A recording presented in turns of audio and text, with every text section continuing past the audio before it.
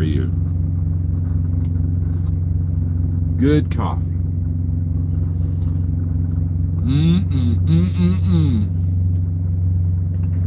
Put this down. This is annoying.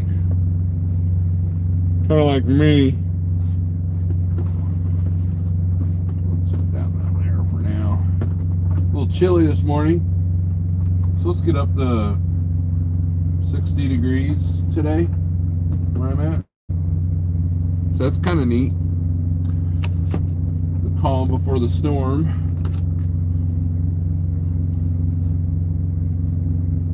Figured I'd do a morning. People have said, Steve, I missed your morning coffee lives from the truck. Well, here we are in the truck, and there's 5 people in here. That's okay. That's okay.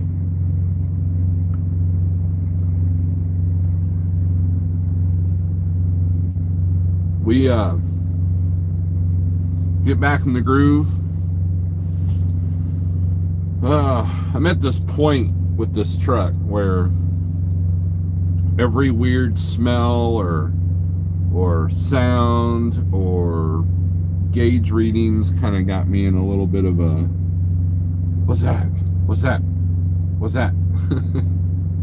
But the truck's fine. The truck's fine. For now, knock on wood, right? That breakdown's always around the corner. Oh wait, law of attraction. No, this truck's perfect. No, we that's a problem when you're driving a, let's see, 14, 15, 16, 17, 18, 19, 20, 21, 22. It's a 2014, but it was built in 2013, so, but technically it's an 8-year-old truck. 8-year-old truck. You know, most of you guys watching this are driving a brand new 2021, 2020, 2019 Freightliner / Kenworth / Peterbilt / International.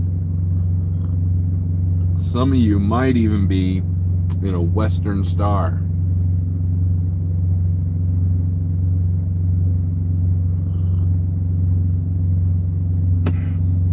I envy the ones that are in a 2006, 2007 Kenworth W9.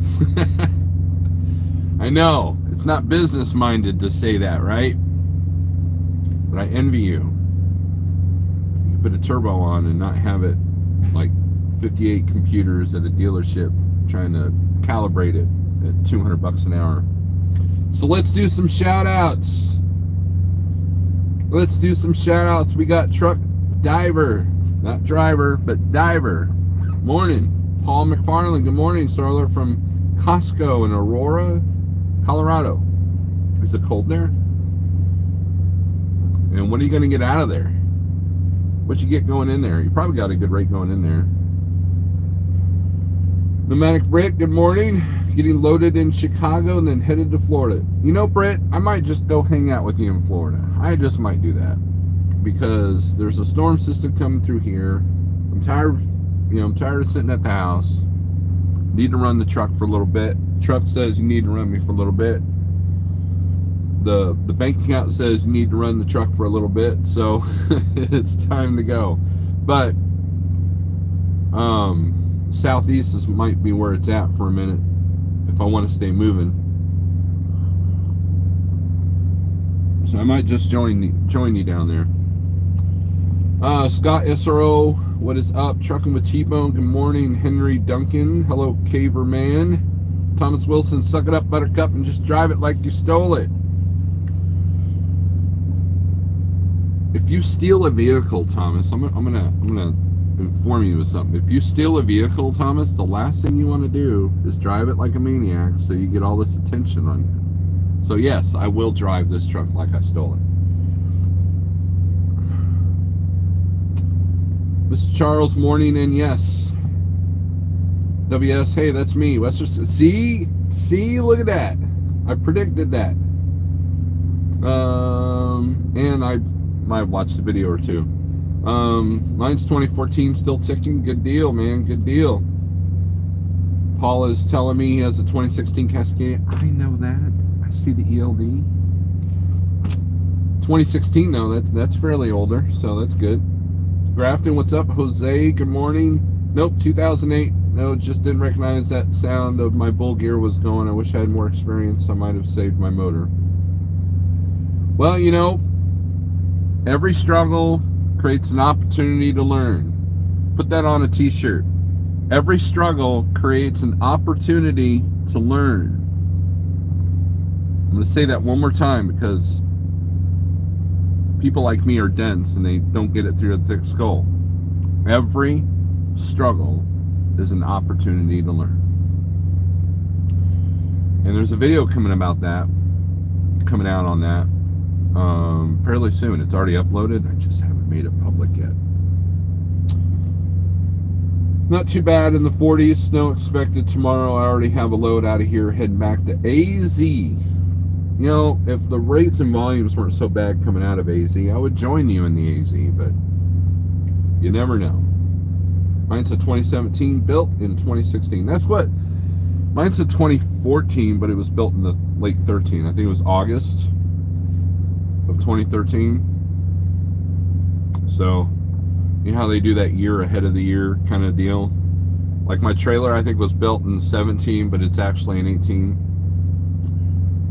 I think it was built in December of 17, and I bought it in February of 18. So pretty good turnaround time. Back in the days when that happened, when you actually ordered a trailer and they built it and they hit the target date and the dealership was able to receive it and sell it to you. Those were the days. Those were the good old days, right? Those were the good old days. TJ Jones, what's up? Grafton, I think I said hey to you. I don't remember. Kind of scrambled. I don't have a load book yet out of here. And I looked at the click and goes. They had nothing that I wanted. Stuff going to Colorado. Stuff going to Maine. Stuff going to Oregon. But I decided I didn't want to do those. So who knows? Arizona to Denver rates are still pretty good, and I have a broker here that gets me back to Arizona for a good rate. Well, there you go, Paul. That is one of the secrets of running the spot market, is you get good rates into a dead area and then have that inside connection to get you out of that dead area.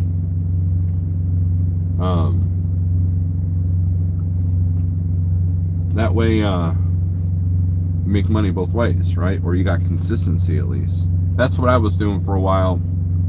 I was getting great loads into Oklahoma, and then I had a broker and a connection that got me directly out of Oklahoma City back to Missouri, and that worked really, really well. Heavy loads, but they're always at the correct weight, and didn't have to worry about the scales. And it was a good run. It was a good run, you know. And I'm the kind of guy who finds a gravy train and I ride that for as long as it'll last. Because if anybody knows anything about trucking, if there's one thing that I know about trucking above all else, is that nothing ever stays the same.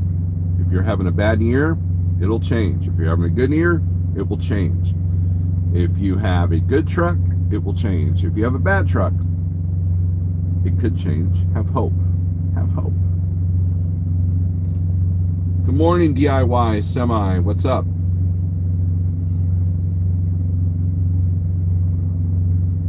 But through every struggle, I'm going to say it again because I'm redundant.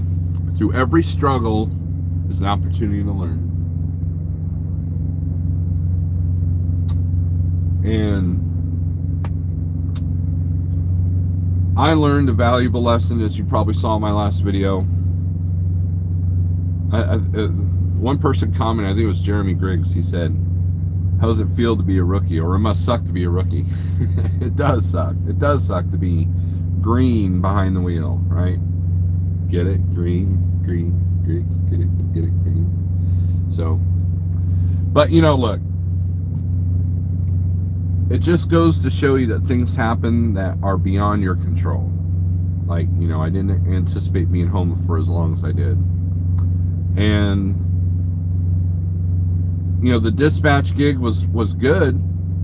And it made me some money. However, One driver informed me that he's going to go on his own for a little bit, and the other one's on vacation. So we definitely got to run the truck now, and which is fine. I kind of anticipated that. See, that's the thing. You got to anticipate that things will not always be the same, you know. And that's why I don't like things with long banknotes. Like, you know, a couple of years ago, a friend of mine was trying to convince me to buy an RV or a travel trailer or whatever, because I am not a tent camper. I'm not that guy. My wife and daughter are, but I am not. But we like going out, you know, to the parks and camping or whatever, and I thought, man, it'd be cool if I just had a, you know, something to just hook up to the back of the pickup and go, right? And so you have these insane RVs that literally, if anybody who's ever seen a wreck on the interstate of an RV, know that like one impact and they just literally explode. They literally just in 50,000 pieces, right? So they're not very well made. And they take this $40,000 trailer with 2 big screen TVs and 3 bedrooms and a couch and all the appliances that are better than the appliances I have at home, and they put them on this $200 axle with $50 tires. How many times have you guys seen the blown tires on the interstate of the RV, right? Or you know, the travel trailer or whatever. And so looking at these overpriced things, and that people are putting 15-year loans on them. No, I'm not doing that. Think about if you're going to get a loan for a semi-truck, okay? You're going to take probably a 5-year loan if you're going new, sometimes 6. There are people out there that have done them for 7 years. When I first started truck shopping, I went to Freightliner and they said, your credit's good enough that we'll give you a loan, and we could even make it a 7-year note. Now, this truck is 8 years old. I can't imagine dealing with the things that I've dealt with this truck and still have a payment, a big new truck payment for that fact. I mean, of course, you could probably refinance or pay it off early, yada, yada, yada, yada. But things don't stay the same. You could have a dedicated contract with the shipper, and you could ride that wave with your 4 drivers and do the same thing for 2-3 years. But how many people are out there that actually have done the same job for more than 3 years? Or a scenario has stayed the same for 5 years? That's very rare to find in any market, in any industry, right? Longevity has gone out the window. And so to have a big, you know, a house is a different story, right? But you have to anticipate that you're going to have moments where you might lose your job, or you know, you have some hardships like hospital bills. You know, you don't want to buy too much house, right? Because if your house bills are too high, if your house payment is too high, and then utilities go up and property taxes go up, which they are, and all that stuff goes up, now you're struggling to pay for this house. And unlike a car or even a semi-truck, you don't trade a house in every 2 or 3 years. You just don't do it. You can get it refinanced, but then next thing you know, you're looking at a 30-year note, and that house is never paid off. You're a slave to it.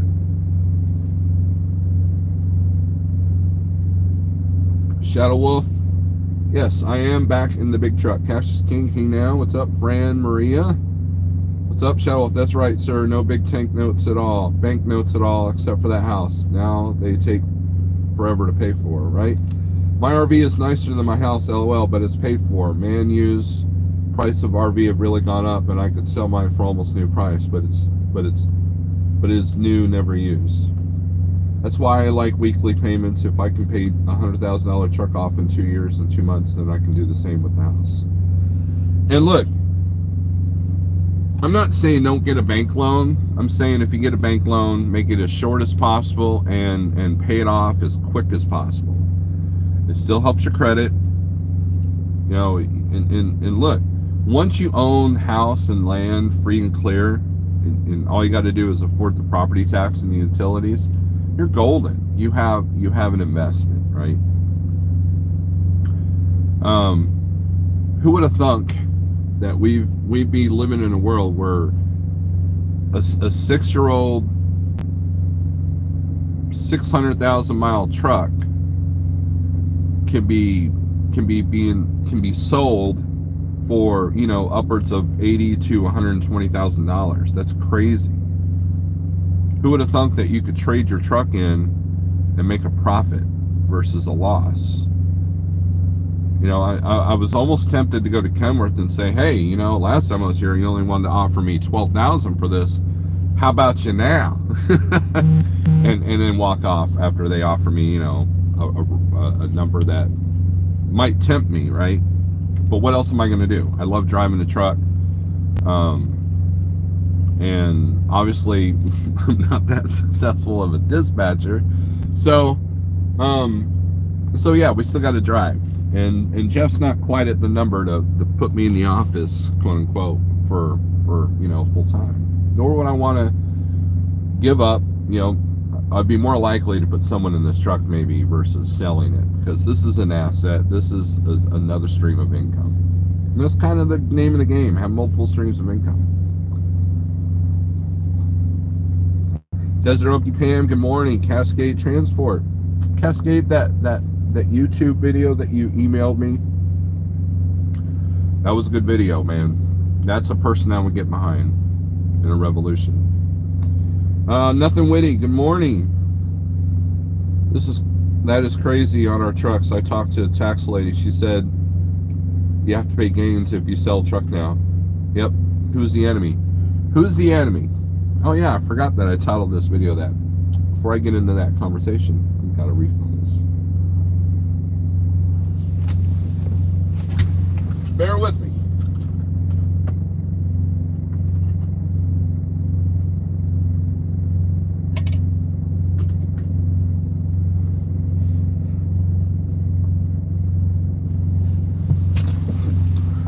This is not going to be a political post or comment. This is not going to be a doom and gloom comment. This is just a personal observation. But the enemy is the blue light. Everybody's like, all right, Steve, you've been out of the truck too long. You've lost your mind. When you look at the craziness of upside down world and the craziness of riot world and the vid world and the anti-stab world and the crime world. I watched a video this morning. DC Shorts had a video on the looting that went on in LA after they won the Super Bowl, and then use that as a segue to a lot of the other rampant crime. A lot of these groups are coming in and like 10, 20, 30 people go into a high-end mall boutique store and just literally raid it all at once, overwhelm the population and then go. And as time goes on, that's going to make it harder to run a brick and mortar business, to where it's going to get to the point where people will just, you know what, I'm going to put all my stuff on Amazon or eBay and that's it. That's, you know, and insurance rates are going to go through the roof. You know, if someone, you know, if you have a group of 10 people coming in and stealing $100 purses and $200 shoes and $1,000 cell phones,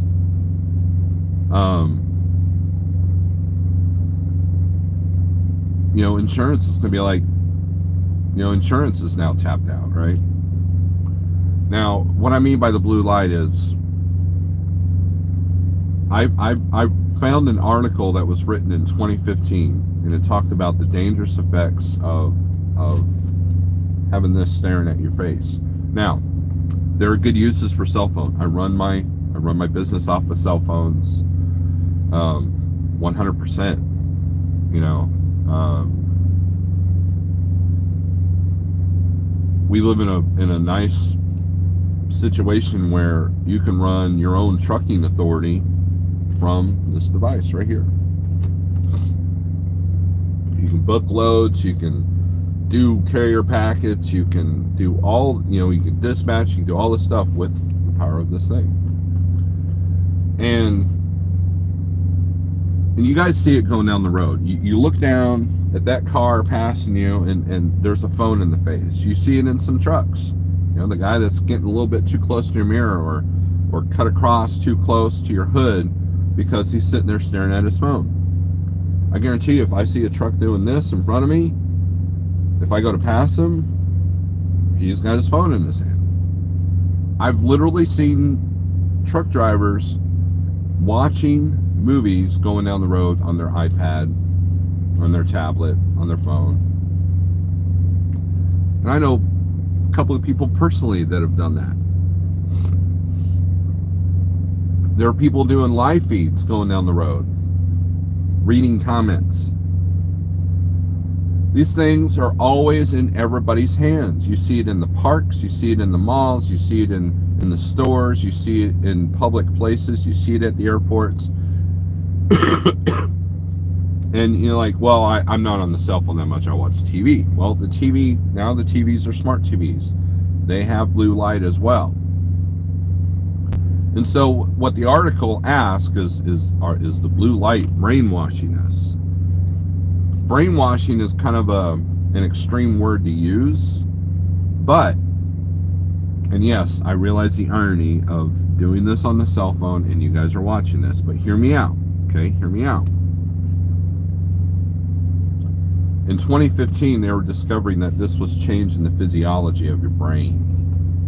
The food is changing the physiology of our brain and our bodies. There are so many external factors that are changing. I'm not going to say the word destroy. I'm going to use the word change. That are changing the core, the true core of the human body. And so when you look at the ridiculousness of what's going on in the country, of what's going on in the world, of what's going on with people losing their minds on small stuff, people shooting each other for Popeye sandwiches and brawls at McDonald's because people didn't get enough fries. I mean, those videos are out there. Don't take my word on it. Those videos are out there. And then, like the whole Ukraine thing, you have this plethora of social media.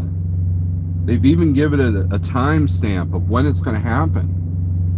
And there's this build up. Okay, then what happens? And there's so much fear and anxiety and just depression and mental illness is up. Suicides are up. Everything has gone up. Inflation. And when everything shut down a couple of years ago because of the vid, we were secluded. As truck drivers were secluded already, but I'm talking about the regular human population. They were secluded. They couldn't get out. So what did they do?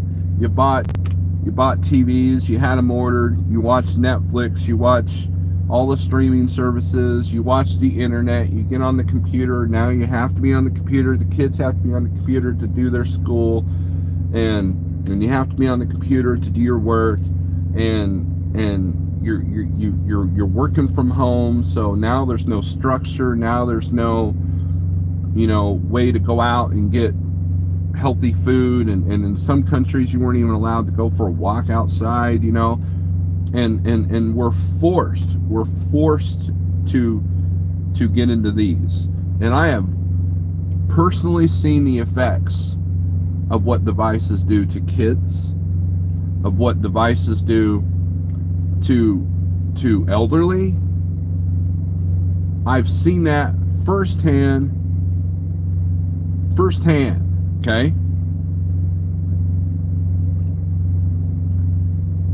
The blue light.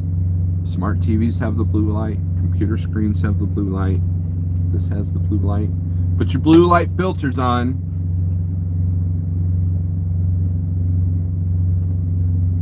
There's such a thing called neuro marketing, where the cameras of your phones are actually scanning on how you react to certain things. That exists. That was one of the reasons why I gave up Facebook for a little bit, because the ads that they were giving me were just absolutely scary, invasive, right? And and when I came back, and here's what I noticed: when I came back to Facebook for a little bit, all I saw was friends feeds. I didn't see any public pages. I didn't see any ads. And then within a week, it was back to normal. And so I'm back to like Facebook,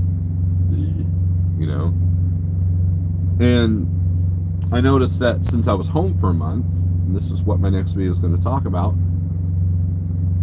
I've been kind of off my keto thing for, here and there.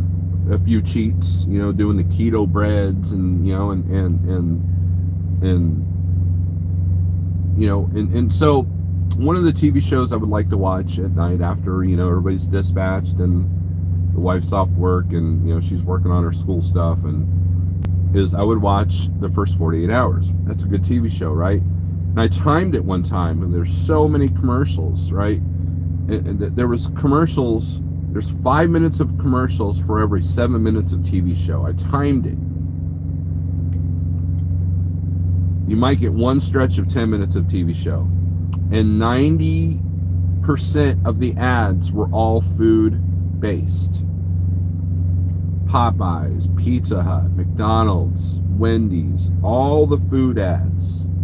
And if it wasn't foods, it was for luxury cars that you can't even get in the dealerships right now. And medication. Watch late night TV, and it's or you watch one of those one of those retro channels that show like Golden Girls or Knight Rider and those kind of shows. It's all medication. All medication. And so you kind of see the targets, right? You kind of see the demographics, And so when you see things about the Russian thing and the Russian Ukraine thing and the China-Taiwan thing, and you see this, it's like we're stirring the pot. We're stirring the bees in the beehive to get them busy, to get them angry, to get them making honey.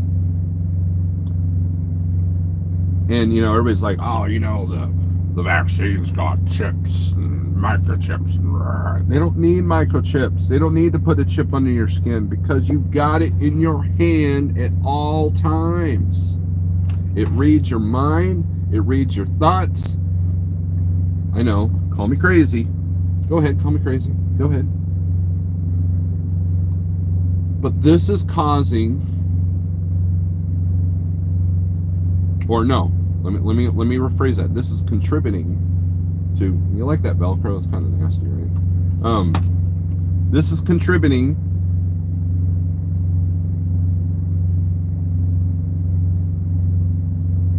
or it's accelerating the decline of Western civilization.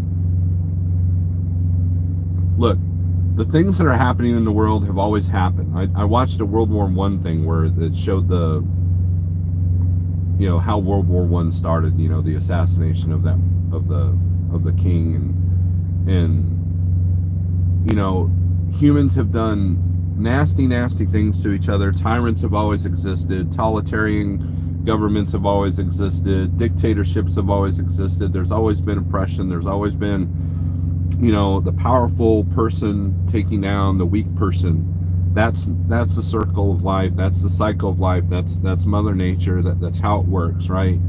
The powerful overcome the weak. And Human nature is absolutely disgusting at times. You can go back to World War One, World War Two. You can go back to, back when we were fighting with knives and swords and axes. People do horrible things. But if you're a horrible person, one of the easiest ways to get to a large, massive amount of people is through this device. Through the interwebs.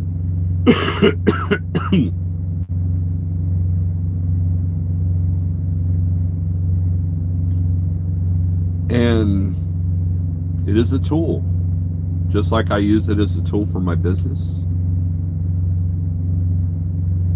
You can use it as a truck driver, as a tool to keep up with your friends. It is also a tool of destruction.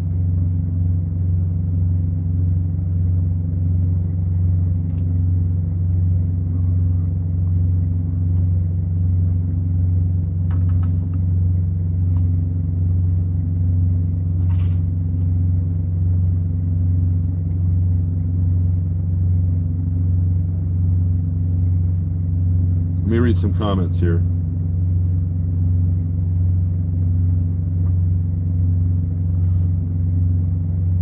You are your own enemy. we there, Charles. Really, you should be focused on one biz at a time. You don't diverse until you're rich. That diversity will keep you broke. Just watch Millionaire or Billionaires on what they did in the beginning.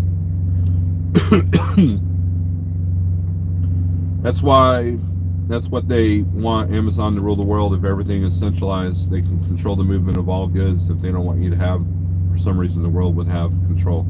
Yep, I say they are reckless and won't be driving for long. Regards to people driving, watching TV and stuff. Donnie Luke, what's up? Russia, propaganda, fake news, right? Rick LP, they want us scared, right? Rick LP, good morning.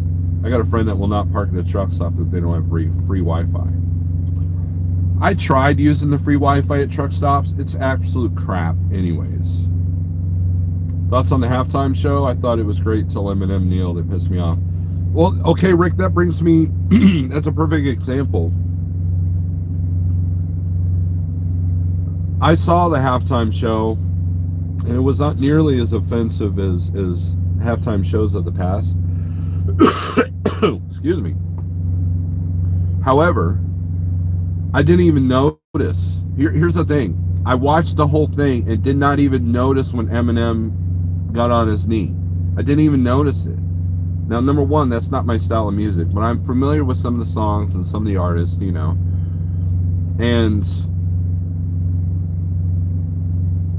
And from what I understand, now correct me if I'm wrong, please, but from what I understand, we don't know if it was part of his routine or if it was a statement or if he was taking a knee towards Tupac or taking a knee towards the country or, and it's the internet that told you that he was on his knee telling you what his thoughts were when we only he knows what his thoughts were. And now you're angry about it. That's what I'm talking about. So while one person watched an not innocent, but one person innocently watched, the Super Bowl halftime show, was like, oh, that was all right, and didn't think anything deeper of it. Another person is furious with the performance or furious with the actions of the people. And I didn't see it that way.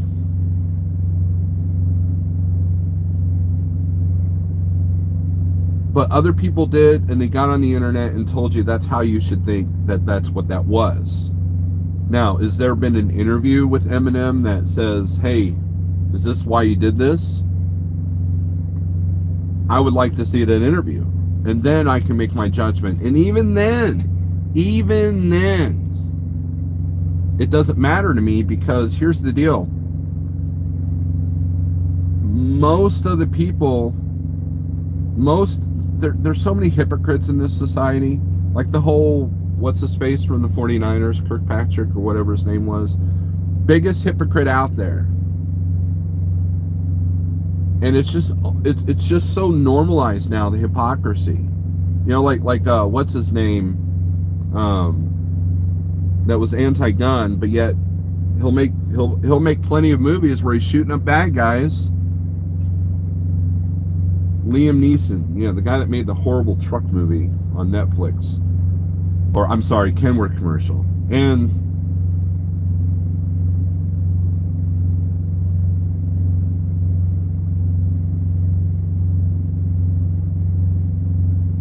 the hypocrisy, and that's the thing, the internet really exposes a lot of hypocrisy. It exposes a lot of like, you know, like, okay, so they were allowed to have the Super Bowl even though California is in a state of emergency. You know, it's all about money, guys. It's all about money. Because here's the deal. Whether his intentions were political or not, it made you take notice.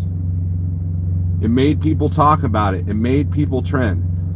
Anytime that you see like a music artist or a movie star make a statement that makes you go, what the hell's wrong with you, on Twitter or on Facebook or on any news platform, 9 times out of 10 they are getting ready to promote a movie. Like the little guy who played the dude in Elf, you know, he sat there and judged Disney for the Seven Dwarfs, you know, Broadway play that was putting out. And I'm like, you know, why is he talking about this now? That makes him a hypocrite because he used that term dwarf in the movie Elf, and then now he's going to speak against it, even though he's made money off of that. Oh, wait, look, he's got a movie coming out.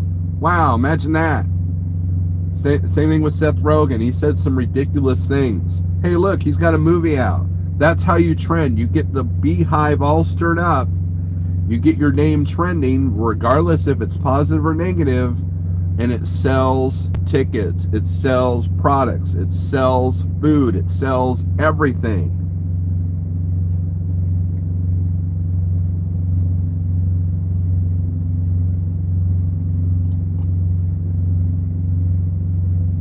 I'm behind on comments. I'm an idiot. Sorry. And the Russian thing, I've heard in Vegas they're taking bets on when Russia rolls in. Kind of like a sporting event. Now that's crazy if true. You never know, right?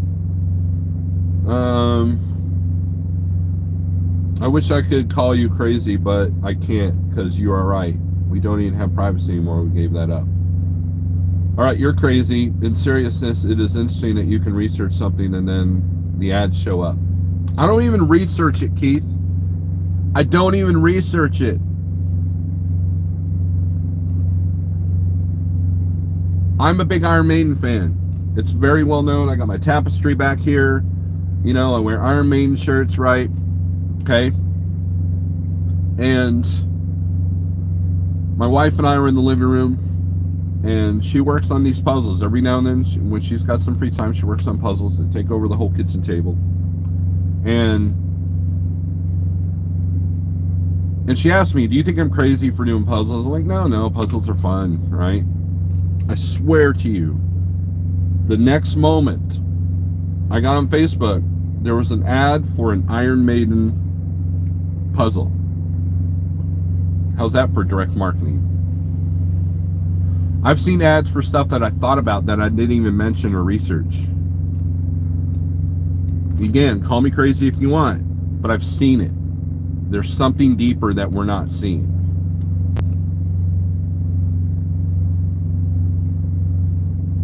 Social media is the new World War III. Look, we are in a war for our minds and our souls. Let me repeat that. We are at a war for our minds and souls. People want to control you. People want to dictate how, when, and where you spend your money. If you can spend your money, and you're just going to take it. You want to eat healthy, you're going to pay out the yin yang for that. You want to eat for happiness? Oh, well, that's cheaper. Check it out. We'll make money on the medication side of that. They're going to get their money now or they're going to get their money later. You can either buy a steak and a head of broccoli, or you can buy some pasta and pay for the consequences later, because you're happy now, right? Dopamine rush. Our dictatorship started slow. That's why people didn't notice. Started with Roosevelt, you know, the Democrat president we all love. They're still dealing with the stuff he set in place. Jerome, what's up? I didn't see anything and I watched the whole thing. What are they talking about? There's a scene where, you know, of course they all did their performances on the rooftop and he goes down on one knee while he was singing. Or rapping, I guess. Rappers don't sing.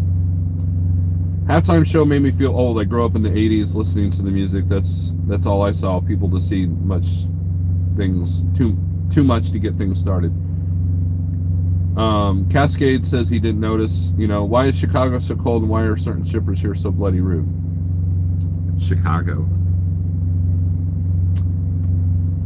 I'm having a problem with my blood ever since I took the shot. I'm taking blood thinners now, 6 milligrams 3 days and 3 grams the rest of the week. Jeremy, you'll own nothing, be happy. Jeremy, what are you eating?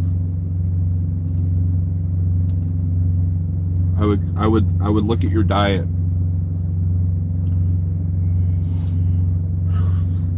It's tough, man. It is tough.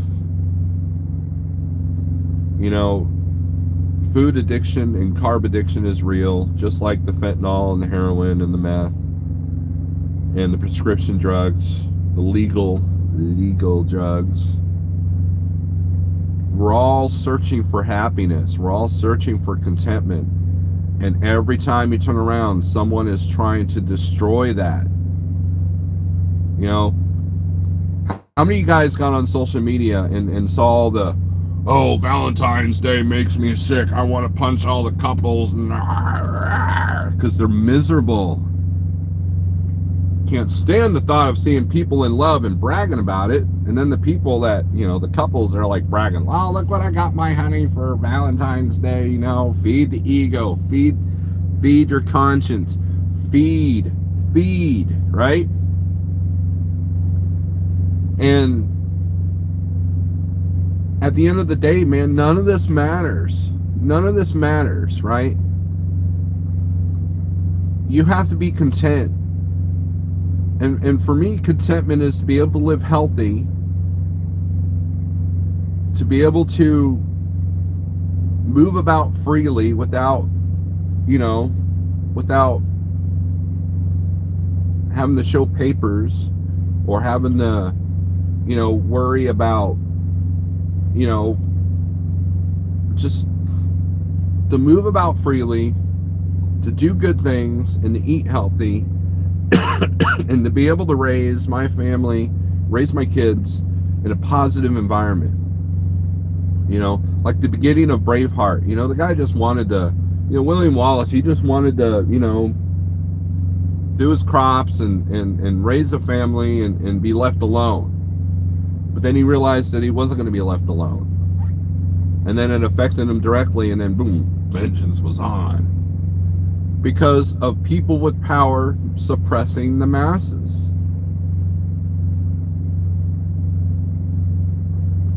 And look, I know Braveheart's not 100% historical accuracy, but I'm using the storyline.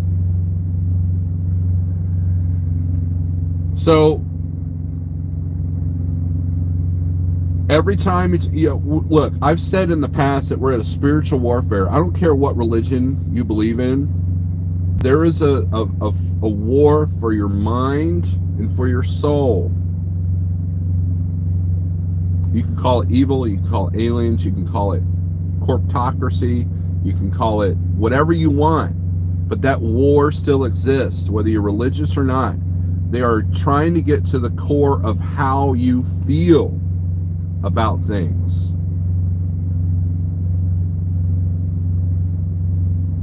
And this is the perfect tool to do it.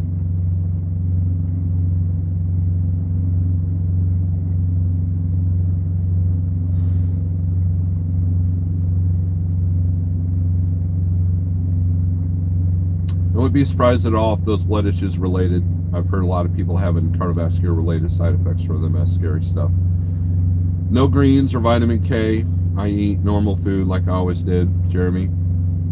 The food on the road could kill you slowly. You have to be careful of what you eat out here, drivers. No, Jose, it's everywhere. It's not just the road. I've lost weight on the road and gained weight at home. Okay? It is the food, period. Now, being on the road makes it more difficult to get to healthier food, and by healthier I mean non-processed. 1, 2, 3 ingredients, and that's it. So I agree to a point, but all this direct marketing only works to a point. We're still in control of our lives, which many people have lost that ability. Well, Rick, okay, so, and I understand that. So here's the deal, Charles.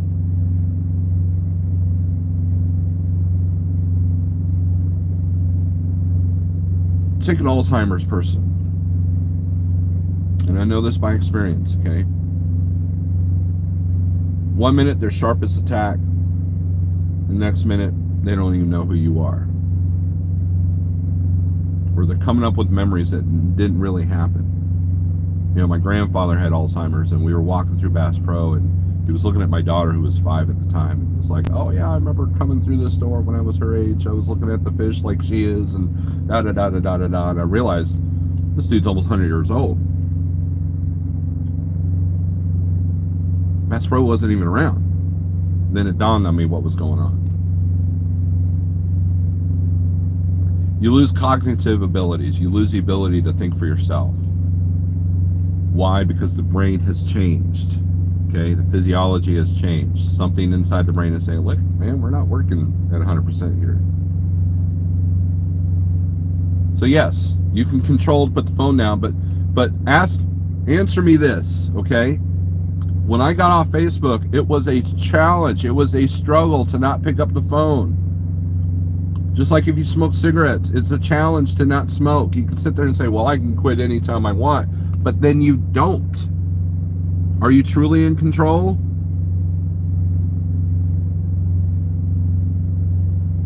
Especially nowadays when you know smoking can kill you. Well, I've quit before. Okay, well, do it again. Why can't you do it again? What is the root cause of the fact that you cannot quit smoking? What is the root of that? Who controls you to not be able to quit smoking? Do any of us really have any control of 100% of how we look, feel, and think? Do you? Because if you did, you wouldn't be smoking. If you sit there and go, well, I gotta die sometime, that's suicidal. What's the root of that? What's the root of you saying, well, you gotta die sometime, looking forward to death? What's the root of that? You don't have control. So, Mr. Charles, I will disagree with you on that.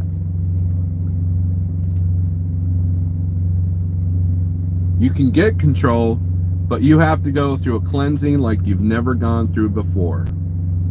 You have to quit cold turkey and find the root of why you can't quit cold turkey of anything. Phone, cigarettes, bad food, all of it. What is the root? What is making you make the decisions that you make?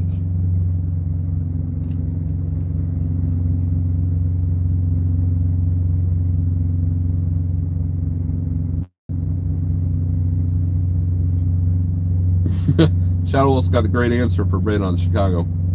I agree with food and drink being an addiction. I'm now back on the truck and I can't cook yet. Don't have tools to get my batteries to hook up my inverter.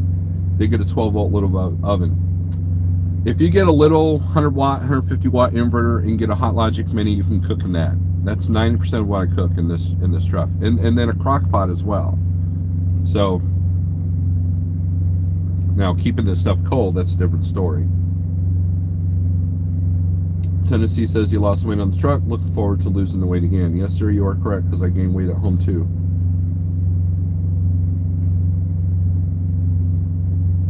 Pale Rider, what's up?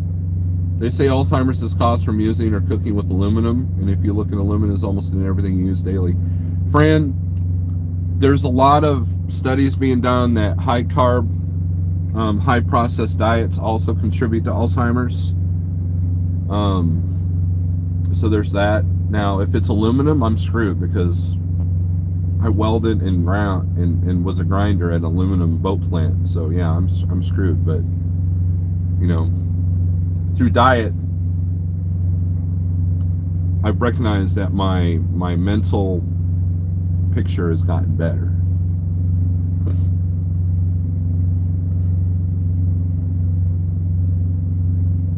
John says he's rich, but he's still driving the truck.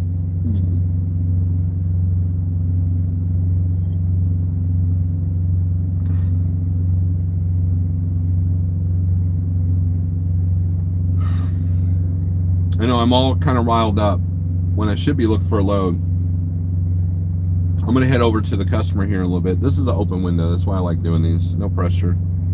And I got to go south. I might go southeast. I might go southwest. I have no idea yet. We got 10 more minutes and then we're out of here. We're at 50 minutes. How Sato? What's up? Never seen you before.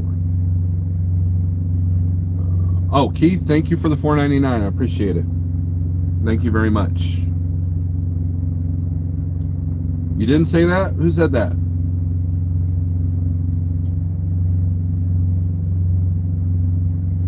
John says, I'm addicted to buying crypto and becoming stinking rich. Oh, becoming. Okay. We spelled becoming wrong. That's what threw me off. I'm sorry, John. I apologize. You got your $6,000 load? Sweet. You must be going to the West Coast, or you're going to the East Coast, or you're coming out of the West Coast going east. Keto on the truck with Smart Pot, much easier for me at home. Wife has all the junk food, says Truman. I went south. I'm in South Carolina. It's nice here today. I might try to do that there, Mr. Shadow Wolf. There's a good lane between Missouri and South Carolina. But I don't know. I haven't decided yet. There's a couple of loads that I was going to bid on that are going to northern Florida that I was thinking about, just to get some revenue and just to drive for a little bit. But it's only Tuesday, so I'll look for those on Wednesday. Or I might just bounce short until Friday and then run long. So I just haven't decided. Jacob E. Lanes, what are your thoughts on those woke Super Bowl commercials? I've learned that it just adds fuel to the fire that I've mentioned here today, because we're literally destroying ourselves. And another term for woke is lack of common sense, in my opinion. Just my opinion. You can hate me all you want. That's what YouTube is their opinions. These are not facts. It's just my opinion and my observation. But there are some products that I've flat out have boycotted because of their Super Bowl commercials. And 99% of the products in the Super Bowl commercials aren't good for you anyways. Whether it's food or medical or vehicles, you know, and they're pulling at the heartstrings of the people that are old and want to reminisce. That's what the whole Super Bowl halftime show was about. Was people that grew up with that music that feel retro, and that sells. And so we get all these, like, you know, I noticed you know, they brought back a few characters from our favorite movies from the 80s and 90s, and you know, they always have these cast reunions that become a big deal at the Super Bowl shows, commercials, and you know, and that's to make you go, remember the good old days when I could listen to Dre and you know, we've eaten Doritos and it didn't kill you yet, and we can, you know, and oh man, those are such good times. I'm gonna buy this retro t-shirt because of that, because it makes me feel like I'm young again. That's what that's designed for. John, crypto has not been good for me. I'm doing something wrong, so my lack of understanding is really rearing its ugly head. Diesel Bro, that's a good question. I didn't think the ad says nothing anywhere as bad this year as the last couple of years, but I wasn't paying a ton of attention. Neither was I. I was dealing with this thing, this truck thing. The whole, about time we got in here. You can't use a term like, is he your last hope? There's always got to be hope. Because here's the thing. So if you mentally think that Joe Rogan is the last hope, okay? Regardless if you agree with him or not, okay? This is not about that. This is so YouTube bots, you calm your ass down. But if you sit there and use the term, is he our last hope? And then that hope gets diminished. Let's say they completely were able to take him off the internet. Now what? Do you lose all hope? So be careful of those words. Instead of using "is he our last hope," use "he's one of our hopes." He's one of the guiding lights. He's one of the, he's evidence that things can still be turned around, or evidence of things can still be said. That's how it's all about perception and wording, because that's what they're doing to the public. That's what they're doing. They want you to think that he's the last bit of hope. They want you to think that there is no hope. They want you to consume and obey. So watch how things are worded. That's my observations.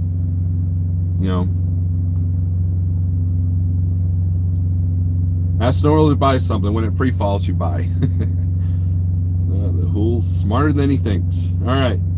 You can get those speakers here on Snyder Tinker by running hard, but if you have lease truck, then there's approximately $1,100 with finance and MMA, then costly fuel. I don't have truck payment. Then cash in when he sells and ride the rebound.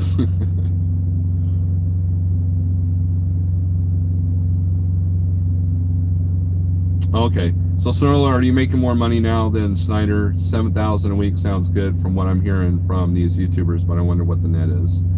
Okay, so if you're making $7,000 at Snyder, you are smart to pay attention to the net.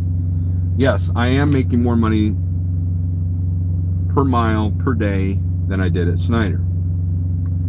I'm driving about, on my best week here versus my best week at Snyder, I'm making about 1,000 more gross with 1,000 less miles. And you can do more pinpointing of which direction you want to go. So I enjoy the spot market. I enjoy the volatility. Trying to control the chaos, you can't do that. You just got to ride the chaos, right? And with the issues that Snyder's had in the last several days with their system being down, if their board goes down, you're done. If that board goes down, there's 15 other things I can do to make money still. If the 1, 2, 3 low board goes down, there's 15 other things I can do to make money. I've got an email list that I can literally go, hey, what do you got in my area? And then of course all the brokers have all their apps, and so if you want to do the click and go thing, you can. And you aren't picky, you can completely make money off of Uber and Convoy that surpasses what you can make at Snyder. The thing that makes people at Snyder successful is the drop and hook and the ability to book freight 24/7. You take that away and you've got nothing. And that's what a lot of people found out over the last weekend. So I believe that Snyder is a good platform if it's working correctly. But again, just like anything else, the lower your costs, the more you're going to net. So if a Snyder finance guy grossed $4,000, and that's after the 65%. If he grossed $4,000, he might take home $2,000 if it's a Snyder finance guy. If I grossed $4,000, I brought home $3,000 because of my expenses. So just keep that in mind. So it is about the net.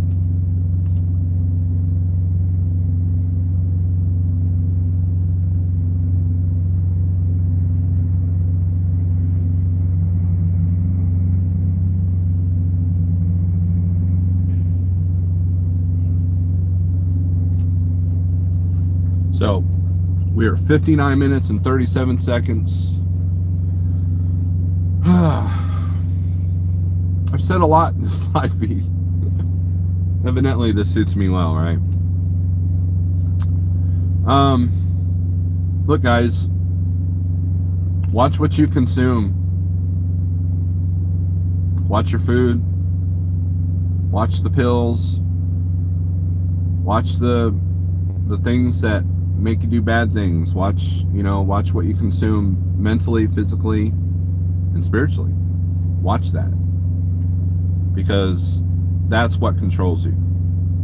Charles is right. You do control your actions to a certain degree. But man, they're making it harder and harder every day to control your own actions. Where did you spot me at, Snorelord? I didn't say I spotted you, did I? What are you talking about, Mr. Anami?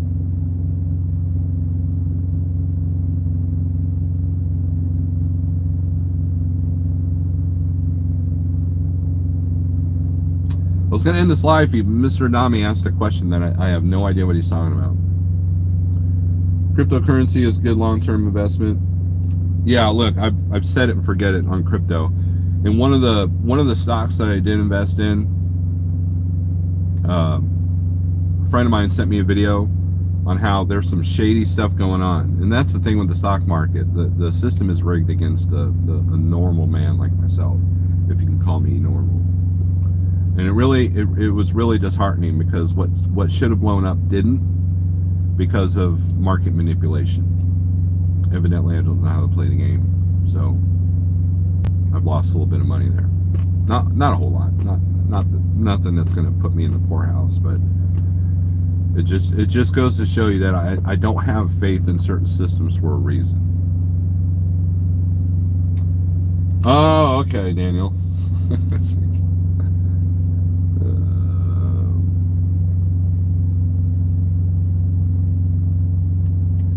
So you're saying you're my enemy, Daniel? That's very sad. That makes me sad.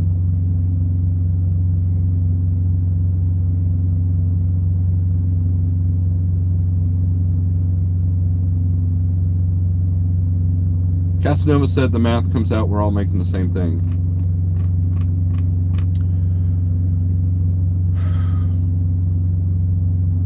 It's all about the net. Look, if you do a load for Schneider for $1,000, your cut's going to be $650 on the old contract. The new contract, the all-in rate, who knows? They're just deciding on a whim. If I do a load for $1,000, I get $800. The way Jeff charges the contractors is different than the way Schneider charges their contractors. My fixed costs at Schneider were about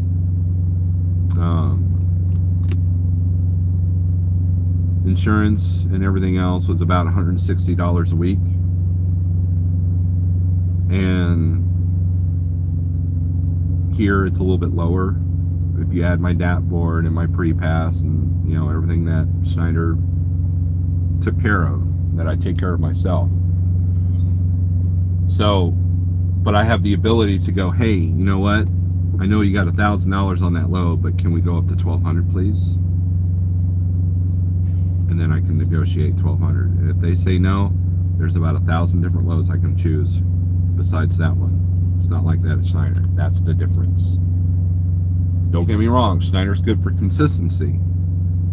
And it's their drop and hook freight $50,000 or 50,000 trailer network that allows you to make that $1,100 a week truck note. Whereas that's a little bit more difficult in the spot market. But it's all about consistency, and Schneider does have good consistency. That's the thing. So we can pinch pennies and nickel and dime and turn it all, just explore everything. But at the end of the day, whatever makes you happy, I know people that have left Schneider to go to the spot market, and they're a little bit happier. They're happier running the one trailer. Yeah, do they have to do a few live unloads that are kind of crappy? Yeah, but I had those at Schneider as well.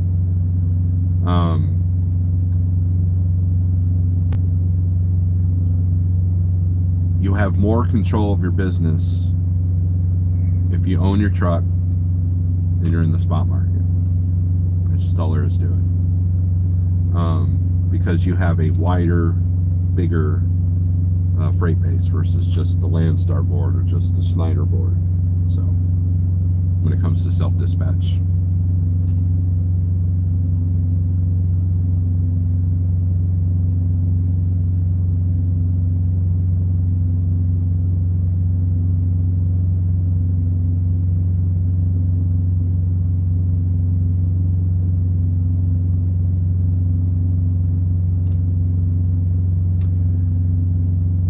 I once picked up a load in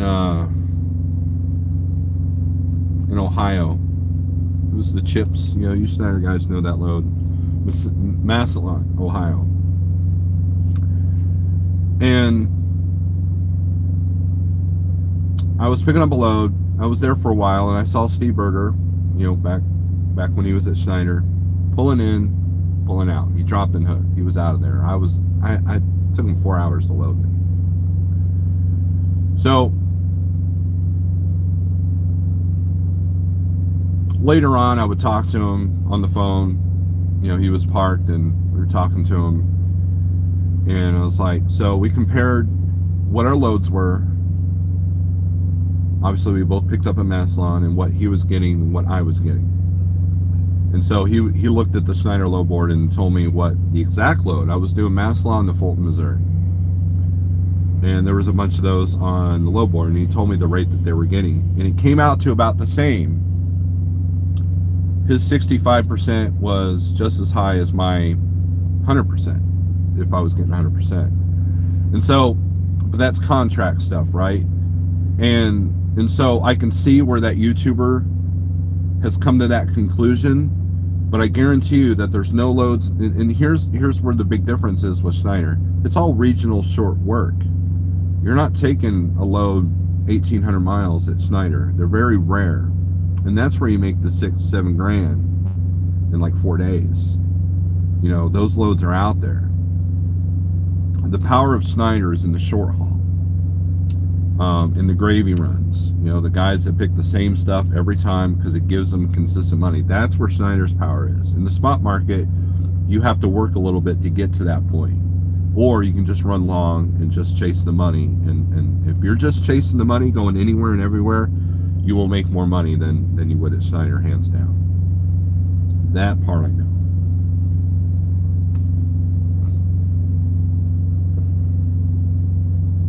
No, Daniel, I started to watch and then I got interrupted with a phone call, so I'll finish watching, Mr. Anami. I know that you had a big repair.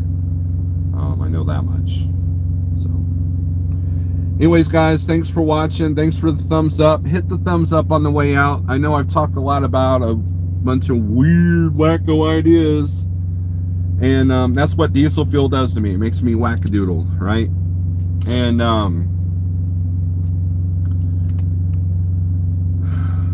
remain calm. Don't believe the hype. When someone wants you to do something, figure out what their intentions are. You know, and if you're having trouble quitting anything, whether it be food, cigarettes, whatever, find the root of it. If you're stressed, you need to de-stress. If it's external circumstances, try to eliminate those external circumstances. Know yourself, know your weaknesses, because through every struggle is an opportunity to learn. Peace.